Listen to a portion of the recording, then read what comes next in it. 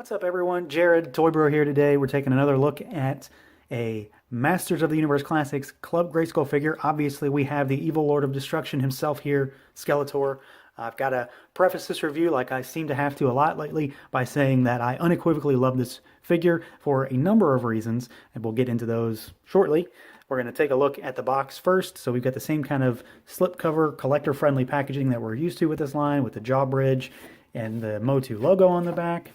We'll pop that slipcover off. We've got our window and the character name and the logo. We've got those eyes and the nose that have the windows on it to allow some light to get in there. And then on the back, we've got a Filmation style render of Snake Mountain and the man himself, along with a write-up of the show. So let's dig into this figure and see what he has to offer. Here he is in the, not the flesh, but in the plastic, in the bones. I don't know, he's a skeleton. This is obviously the Filmation style Skeletor, and like I said previously, I unequivocally love this figure, and that's because this is, for me, my definitive Skeletor. I know the mini comics and the vintage toys came first, but they didn't come first for me. When I was a kid, I was about the cartoon. I wasn't even born when He-Man started. I came about shortly after. So the cartoon is what hooked me, and then, you know, I found out about everything else after the fact. But this is, for me, this is the definitive Skeletor. The kind of super saturated colors, the bright blue, the purple, and that yellow cartoonish head. So let's take a quick look at this figure, and we'll compare him to the Classics figure as well. Although there's not a lot to compare because they are very different. But as far as this figure goes, he is just really cool. I love just about everything about him. We'll start with the accessories because he's obviously holding one. This is the most important accessory for this figure, his Havoc staff. That's what he had in the show. You can see it's very cartoon-like. One color for the staff, and then the ram's head is that cartoony gray with the black deep-set eyes, and then we've got the hole in the mouth for the jaw. I think it's really good. It looks very close to the show. Very pleased with this accessory. He can hold it just fine in his right hand singular, or he can obviously do what I'm doing here with both. He can't really hold it in his left hand. It will sit there, but he doesn't have a grip on it. That's not what it's for. The other accessory, because he comes with two, is this guy. So obviously this is not really a Filmation style accessory.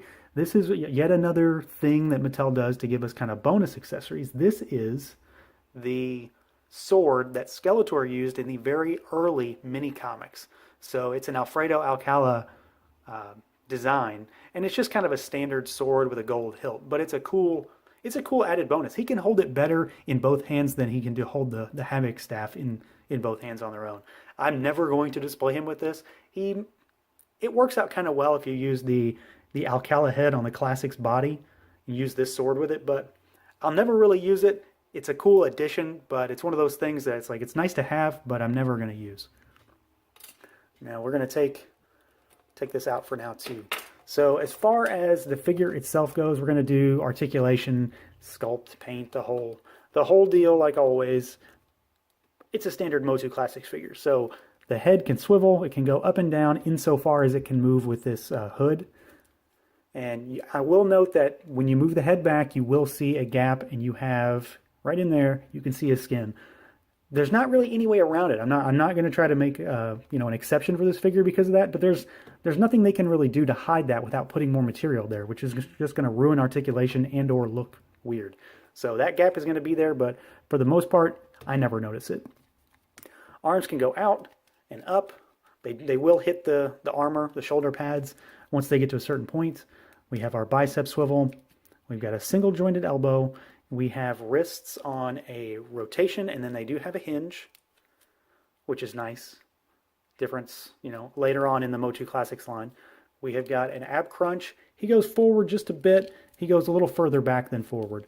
The waist does twist. Mine's a little tight. I haven't twisted him in a while. Legs can go all the way out, so you can get him to do the splits if you're so inclined. They go forward almost 90 degrees and back just a bit. He swivels at that thigh joint. Single jointed knees. We do have a boot cut or shin swivel, whichever you prefer. He has the janky ankles. I guess jankles, can we call them that? Probably not. No one wants to say that. They have full range of motion. So if you've got a lot of movement there, that's a very unnatural pose. And then he's got that 100% like true rocker on the ankle. So there's like, they offer a wide range of motion, but I think they're ugly. And that's the one thing that I really don't like about this figure, but ultimately it doesn't bother me too much. When you're looking at it straight on, you can't really tell that it's there. Now, if you're looking at it, you know, from the side like that, yeah, but if you're looking at it straight on, you really can't tell it's there. Now, as far as sculpt goes, it's again a pretty standard Motu Classics figure, standard buck. It's just got slight differences from the original figure. Body itself is pretty basic. The armor is pretty basic. It's obviously more simplified for this Filmation style. The armor is removable.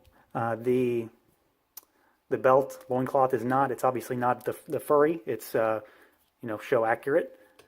And then of course the head is obviously where this guy shines. So that head is really what makes this figure. And you know, I'll throw a close-up of it here, but it looks really, really good. It's a very, very accurate. It's not going to be 100%. It's something that, you know, this is not always going to translate from the 2D animation to the 3D figure, but it's as damn near close as they could get it, I think. You know, we've got the dark, deep set eye sockets, the nose, the mouth, everything is colored correctly.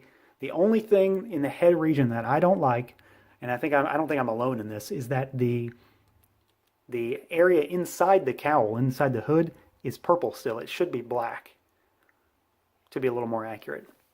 I'm not going to nitpick that much, but that's like the one thing that kind of jumps out at me. The hood is slightly different from the classics as well. We've got this little nub of fabric that folds down, but I just love that face. That screams classic Skeletor to me, and I couldn't be more pleased with how this looks. Now, as far as paint goes, there is almost none on this figure. Pretty much everything is molded in the color that you see except for the face. So the face is yellow, it's one shade of yellow, and it has that black for the shadows in the dark regions. He has the black fingernails as well. The boots are molded purple, the loincloth is molded purple, his armor is molded purple, and his body is molded blue. So he is, as is the style for this line, you know, very limited on paint. But at the end of the day, that really doesn't bother me at all.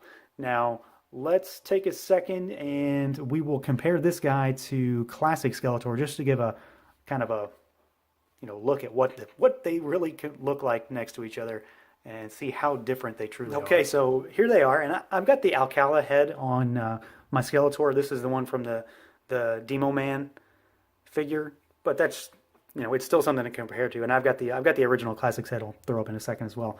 So obviously the faces are different, the color on the armor is different, the style on the armor is different, the bone accents are different there, the loincloth is different, he's got the kind of furry outer area, and then the design in general is different. The boots are slightly different.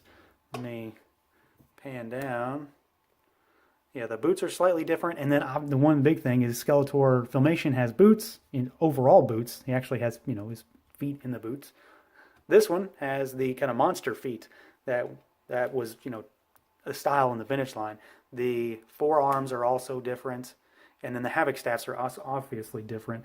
Here is the regular head to compare them. So, I mean, it's still different. There's almost no similarities on these guys outside of the fact that they're both Skeletor. They both have purple-ish armor, and they're both blue, and they have skeleton faces. Beyond that, they are very, very different. But I still prefer this guy. All right, so overall, I think it's obvious. I really, really like this figure. I love the style. I love the look of him. He is my favorite Skeletor figure. We've got a lot of cool classic Skeletor figures, but this is my Skeletor. This is what I grew up with. This is the Skeletor I remember. It's also a good figure, too. We've got the cool Havoc staff. We've got that awesome skull face. We've got, you know, the new added bits of articulation for the line. We've got that extra sword. We do have those janky ankles, but at the end of the day, they don't really bother me. I just can't not point them out. So with that said, this is, again, the definitive Skeletor for me. If you didn't get him, I would recommend tracking him down. He does seem to keep popping up here and there, but he's probably not going to be around for too much longer, and then prices are bound to shoot back up again. So Get him if you need him, and if you've already got him, I would love to know what you think down in the comments. So that's going to do it for this review, everyone. As always, stay tuned for more. Feel free to like, comment, subscribe, and share. Thanks for watching, as always, and until next time.